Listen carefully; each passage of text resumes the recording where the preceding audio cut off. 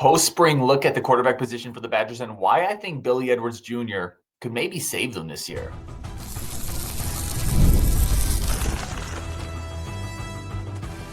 You are Locked On Badgers, your daily podcast on the Wisconsin Badgers. Part of the Locked On Podcast Network, your team every day. What is going on, Badger fans? Welcome to Locked On Badgers, your team every single day. Part of the Locked On Podcast Network. I'm your host, Harings. Thank you for being an everydayer. Thank you for making this your first listen every single day.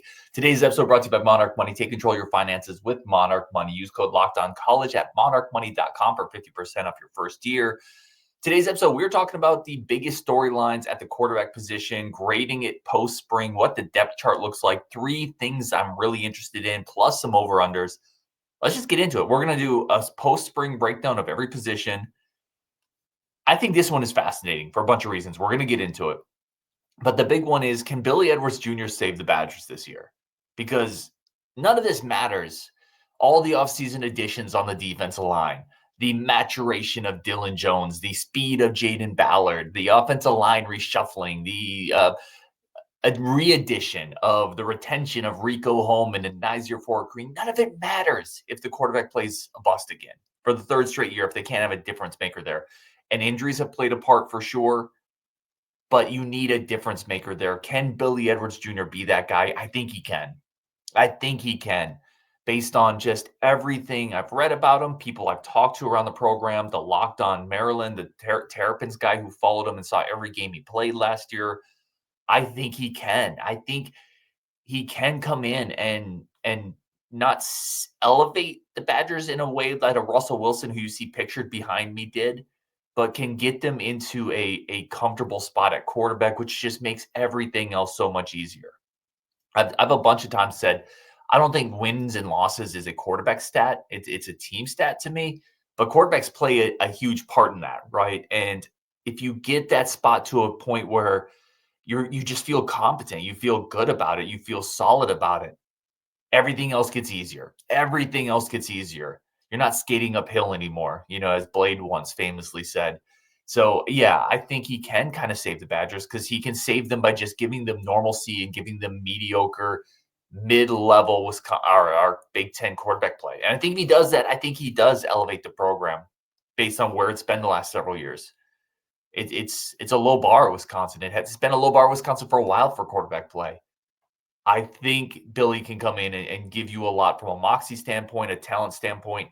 He's got enough size. He's pretty mobile. The team has gravitated around him. I've talked to players on the team who have said he's come in and he's just been the leader from day one. So, yes, I feel good about it. What does the depth chart look like right now?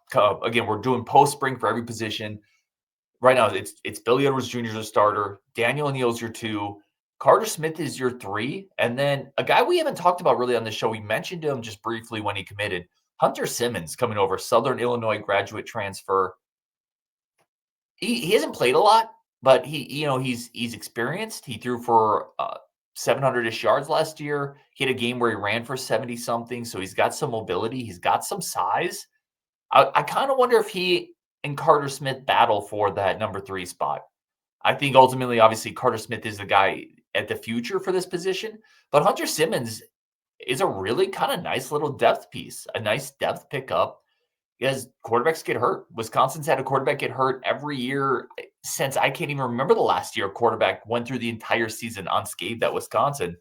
So now you bring in a Hunter Simmons who gives you a little more depth at that spot. You already have a Daniel Neal who provides a ton of depth, because he looked really good in spring, played an entire year last year. If it feels like I'm overly positive about this quarterback room, it's because I do think they've upgraded across the board from what they had last year. And again, you got to see it. You got to see it play out. But I think Billy Edwards Jr. is better than Tyler Van Dyke. I think Daniel Neal is, a better version of Braden Locke. He's similar to Braden Locke size-wise, but he's just faster. He's more athletic. He's more decisive. He's had an entire starting year. I think Carter Smith is a better version for this offense than Mabry Mettoyer. And the book is still out on both those guys. Mabry still has those same type of tools that we were excited about, but I think Carter Smith is a little better fit for this type of offense. And then you have another experienced guy in Hunter Simmons that's coming over. I just think it's a deeper, better, more athletic, higher upside quarterback room from top to bottom. So yeah, I am optimistic. This is one of the biggest reasons I think this team is better than last year's team is the quarterback spot. Because you don't need to get a whole lot better to get better than last year. We talked about it a ton. The starter got hurt. He didn't look that effective in his first couple games, which I think had a lot to do with Phil Longo as well. But then Braden Locke came in, and Braden Locke just wasn't very good. Again, some of that has to do with Phil Longo. A point I've made several times is I think the quarterback play may get too much credit this year when a lot of that credit might need to go to Jeff Grimes, but it is what it is. I don't really care as long as it's better. I don't really care where you want to divert the lion's share of credit here, as long as it's better. And then you still have Neal Spasavich, who's a pretty big, strong-armed kid from Minnesota, walked on a couple years ago. He's been in the program several years. There's your five. You got five quarterbacks. And I think in the portal era, this is about as good as you're going to do at Wisconsin. You're never going to have like a star in the wings that has been here for 2 or 3 years because quarterbacks just move on now. So the best you can do is have a younger kid with some upside that has some experience. That's Daniel Neal. You have the established veteran. By the way, I love this year that they just went in and said, Billy's the guy. He's the starter. We're not going to play around with it. I remember specifically last year we were talking about it when Van Dyke and Locke were going back and forth, and we were all kind of saying, we know it's going to be Van Dyke. What is taking so long? I don't know. I didn't feel like they handled that exceptionally well. I just felt like Van Dyke needed more reps. Now, ultimately, they were probably right because you needed Locke to come in and play because Van Dyke got hurt.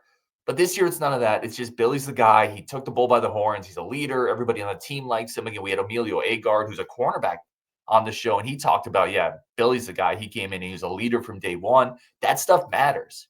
That stuff really matters at the quarterback spot, at the free safety spot, and at a few spots where you need a leader and you need somebody who kind of sets the tone. The fact that other players are already talking about Billy as that guy, that really matters.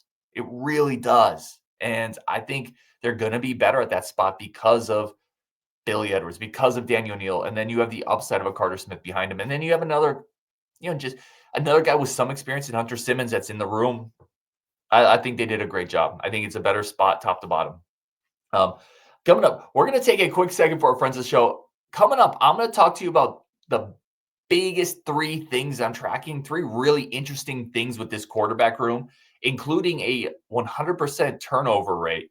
We're going to get into that next on Locked On Badgers. But first, we got to talk about our incredible friends over at Monarch Money. Monarch Money is phenomenal. They're like a little CFO that you can just have. So they are a command center for all your financial information. If you want to bring a bunch of different accounts together so you're not logging into 17 different sites, it does it all here. It prevents visual dashboards that show you every little bit of where your money's going visually. So if you're a visual person, it's incredible.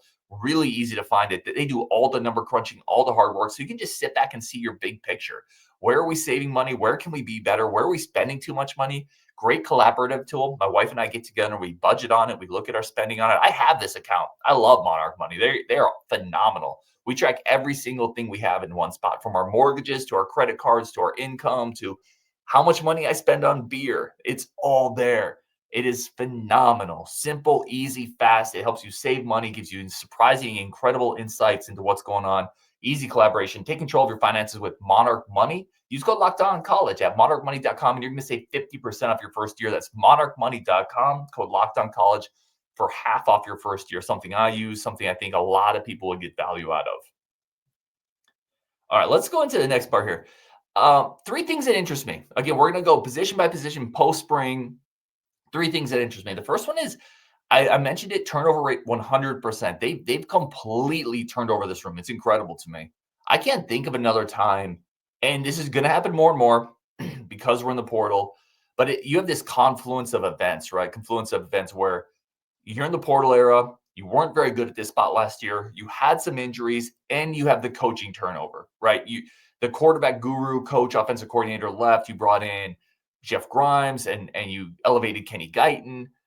This entire room is swapped out, and I just can't, off the top of my head, think of another Badgers position on a football team where year to year an entire room swaps out, and unless you're talking like a kicker or a punter. I mean, the 1 is different, the 2 is different, the 3 is different, the 4 is different. That's just wild, and it just speaks to the era we're in college football, where, again, I don't think this is going to be the norm. You're not going to swap out an entire quarterback room, an entire positional room every single year. But it is going to occasionally happen now because we live in the portal era, and it's just crazy. But even in that lens of craziness, this is a wild amount of turnover. And again, I think they did really well with it. But it's just interesting to me. It's something to track. The next thing that is very interesting to me is, could there possibly, I don't think so, but could there possibly be a battle for the number 2 spot?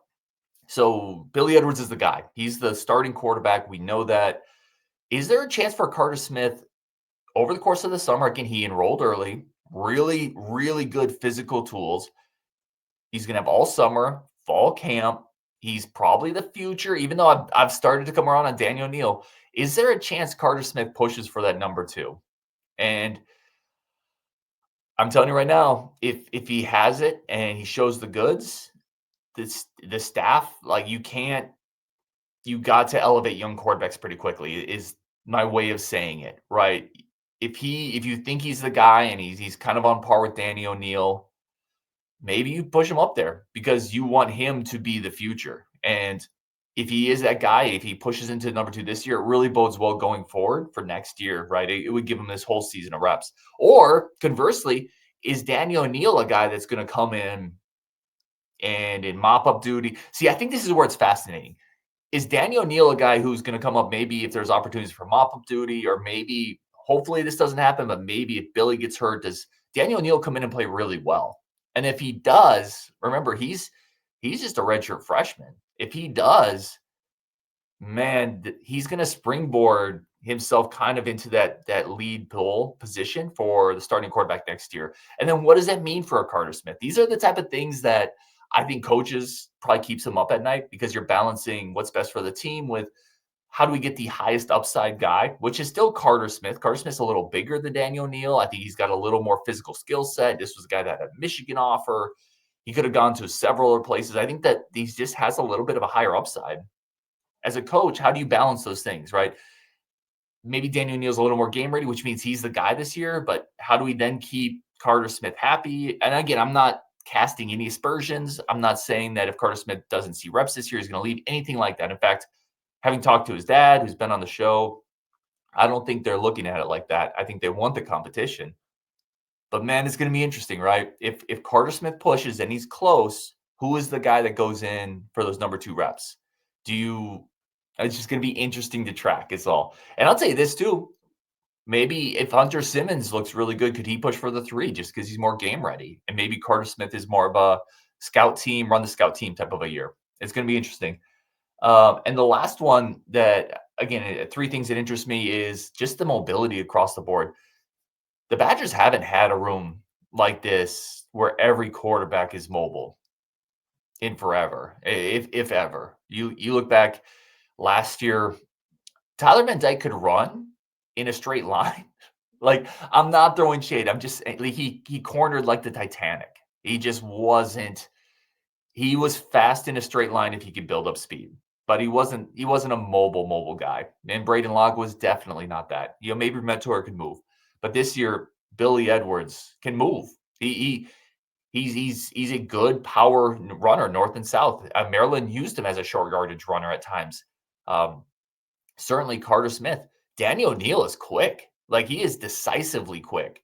All these guys can move. All of them can move. And it's just a different skill set in that quarterback room. I think it's going to be really interesting and fascinating to watch it unfold, watch how Jeff Grimes is going to use this. And going forward, what are they going to do? That's what they're recruiting to. You look at the quarterbacks they've been in on. Ryan Hopkins is the 26th guy that committed, the 26th quarterback that committed. He's a burner. I mean, Ryan Hopkins has afterburners on him. So this is the new mold of quarterback at Wisconsin. They deliberately fit this room and installed this room with bullets in this gun that can move. Every weapon in this quarterback room has legs on them. So it's just interesting to see this dynamic change from where we were to where we're going. And there's a philosophical change with Jeff Grimes that Longo just didn't fully care that much about. It's not that Longo wouldn't use a mobile quarterback, but it wasn't a priority. You could see it in the way he recruited people. Landon Locke wasn't a runner either. They're all runners now. It's just going to be part of this offense going forward. And I think that's huge. You have to have mobility at the quarterback spot. You have to have someone who can at least hold that backside defender, who can on 3rd and 7.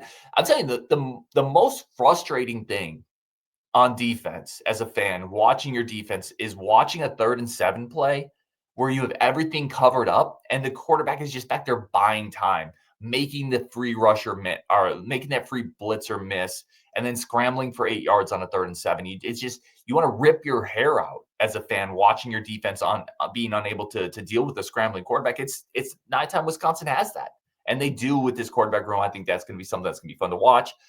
Let's grade this group. So again, going position by position, post spring quarterback. Let's grade the room. We're going to grade the room for 2026, and then we're going to grade the room for the future. So for 2026, I have it as a B. And let me know in the comments. That doesn't mean it's the right grade. That's just my grade. I would love to know where you have it again, just for 2026, just for this upcoming year, 25-26. I have it as a B. And the reason there is I think Billy Edwards is a solid quarterback. I think Daniel Neal is a solid backup, and I think they have solid athleticism and youth. If you had to go to it, the youth doesn't really factor into this grade though, because it's really how is it going to play this year? I don't think there's a star in this group. That's the thing. I can't go higher than a B because even though I like Billy Edwards, I've talked about it. I think he's going to make this room much better. I think he's going to make it competitive. He's going to make some plays. He also had 15 touchdowns and 9 picks last year. Right. He also forces us some things. He also has been nicked up a couple times. I don't think he's a star, and I don't think you get a B+, A- quarterback room grade if you don't have a star. Daniel Neal is a really interesting backup. I don't think he's a star either. He's not the biggest guy. I worry a little bit with the way he wants to run. If he runs a little too much, he might get hurt. He's doesn't have the biggest frame. He kind of looks a little like Braden Locke, actually, from a height and a size standpoint. He moves better, but you got to be careful moving around too much at the Division I level in the Big Ten at that size. I think it's a B. Let's grade this position for the future. I have a B+. I love Carter Smith. I love everything I've heard about him. I love everything I heard from his dad. His dad was super no BS. We're here to compete. We're here to earn a spot. We're not in this to transfer. We want the competition. We're not worried about it. I love that he's a former baseball guy, a former shortstop, former infielder. I think those guys just have a little bit of grittiness. You have to log a lot of time in baseball. That's a sport that requires a ton of time and hand-eye coordination, foot quickness, agility, throwing with different arm angles. I love the fact that when you watch him on film in high school, he's leading power sweeps and just decleating defenders. I think he's a gritty, intangible type of a Max Dugan type of a player. I like it. I think it's a B+. And then you factor in, now they got to keep him, but you factor in the 2026 commit, Ryan Hopkins, who if Hopkins clicks, and a lot of prospects don't, the Badgers have had their share that haven't. In fact, most don't hit their ceiling or even come close to it, but the Badgers haven't had a guy with his physical skill set. He's a 4.4 quarterback with a pretty good arm. Not an elite arm, but a pretty good arm. Enough size. He's going to play at Mater Dei, which is, one of the most prestigious high schools in America. I have a hard time not giving it a B+. And especially because Daniel Neal has several years left as well. The only reason I wouldn't go A- is you don't have anything in the pipeline that you can point to and say, I know that's a sure thing. And that's hard. It's hard to have that at quarterback where you have a backup who is a sure thing. But I can't give it an A- because it's all projection. But I love the young talent that they've stockpiled here. So I'm going B for this year, B+ for the future. Let me know in the comments where you're at. Let me know if you think it should be higher, lower, if I have too much hopium right now, or if I'm being too pessimistic. Let me know.